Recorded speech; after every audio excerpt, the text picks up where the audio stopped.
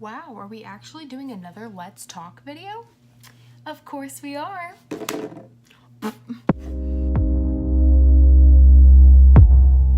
Welcome back to my series called Let's Talk, and on this episode we're going to be talking about dysfunctional families. So get prepared because a lot of things are to come and we have a lot to cover.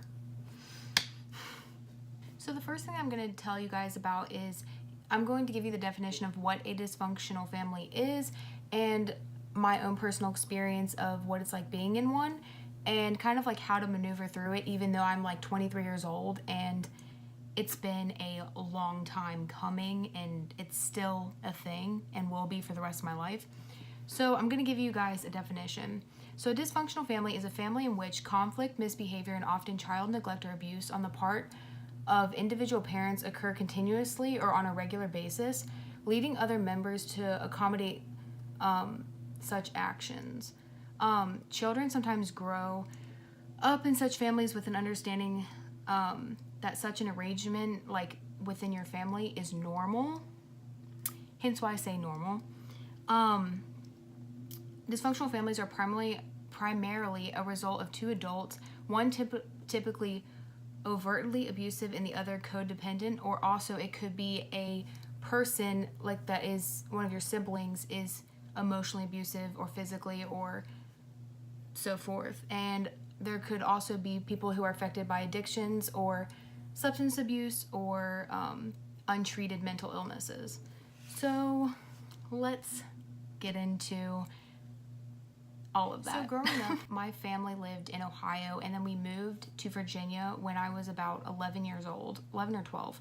And it was a huge dramatic change from living as a pastor's kid in Ohio to drastically up and moving like so many hours away into a small house with 10 people, including my grandparents and my great-grandfather. And there was no like warning, or it was only we had 2 weeks and we were gone, just out. So we moved here and I was in private schools my whole life, and then I moved to Virginia and it was just like instant public schools, like straight away. And it was a huge drastic change because my dad like was sick in the hospital, and then like we had to move because like our church broke up, and there was just so many key factors that kind of led to where we are now. So that's kind of like setting up the story and like how it kind of became dysfunctional, or maybe it was always dysfunctional, but yes. So we finally moved into a house after a year from living with my grandparents, and we moved into a house a couple blocks away, like a couple blocks back from my grandparents, which is a key important reason. There are 4 siblings like in my family, including my parents. So there's my oldest sister, me, my younger brother, and then my youngest sister. And we all are kind of like, my brother and I are close in age, but my sister and I are like 4 years apart. My younger sister and my older sister, like we're like 4 or 5 years apart. So there's kind of like an age gap here and there. But once we've kind of moved into this house, things changed even more drastically, to the point of like there was a lot of like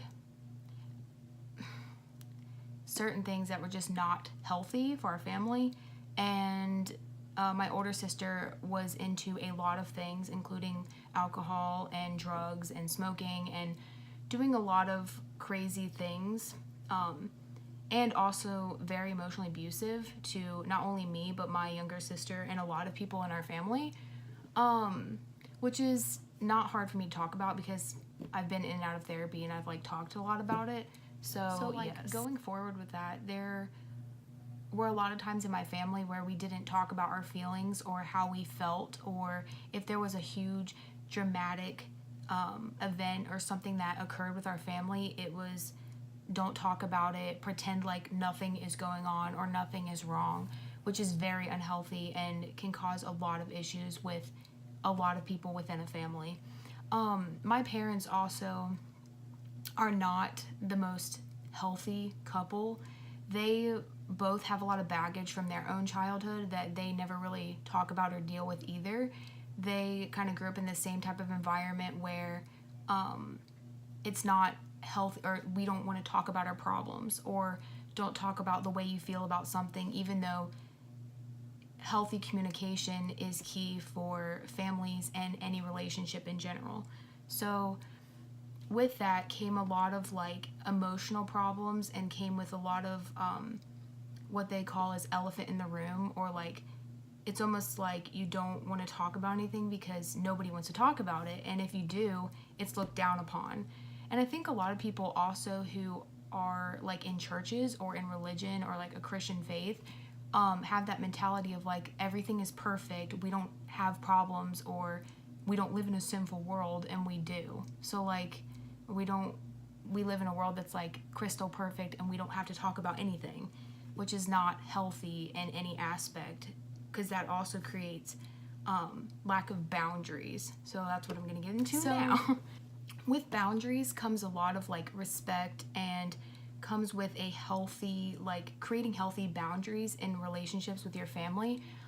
In my family, personally, there were absolutely like hardly any boundaries. Like there were some, but it was very kind of like just unhealthy, because this person would do this, and then it was like okay for them to be that way, and or to do that action towards somebody else.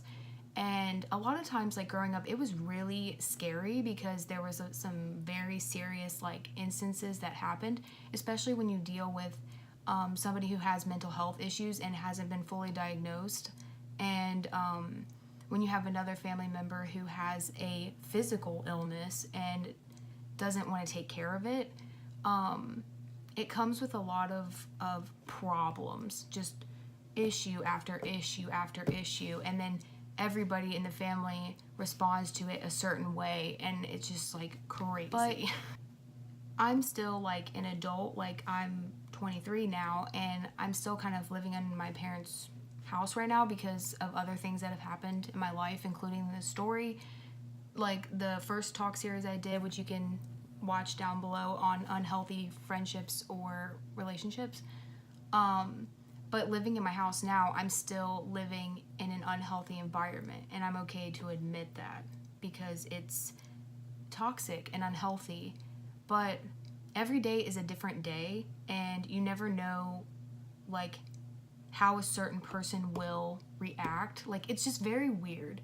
And if you have a dysfunctional family, you would understand, because you'd be like, yeah, I understand, because you never know how somebody's going to act in any certain day. It's kind of like the unknown. But with this unknown feeling comes a lot of like deep-seated problems, like with trusting people, or with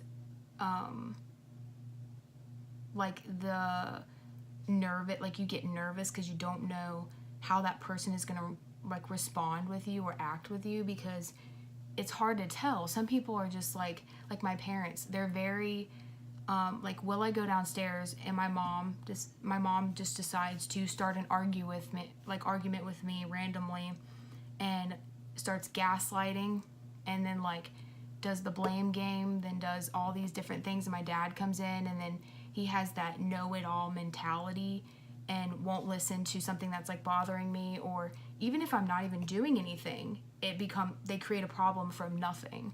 So it's like, it's very interesting, to say the least. But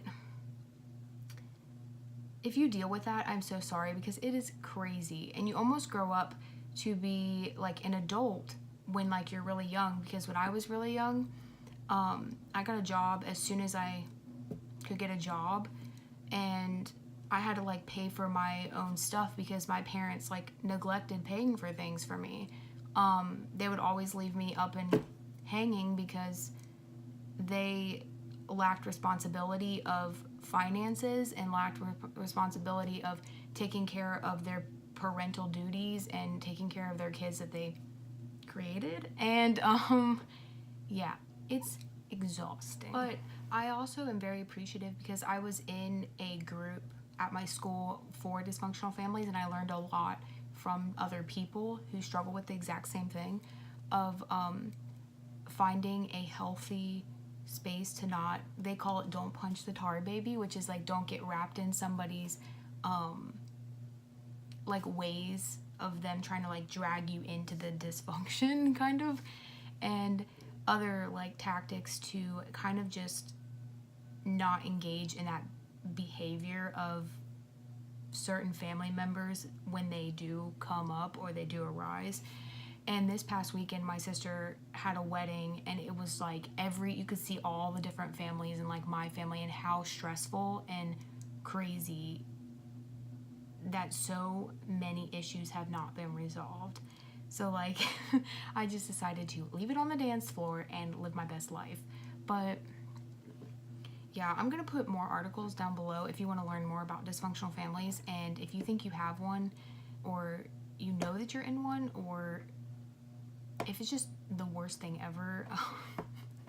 I'm sorry, but it just is.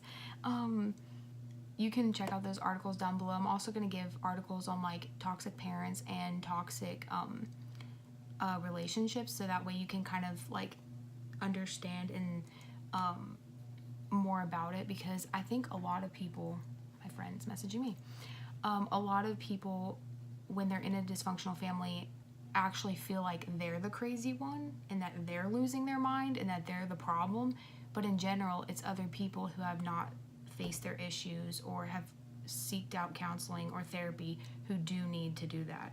So yes, like this video, comment if you like these, let's talk, and I will look forward to seeing you guys in the next video.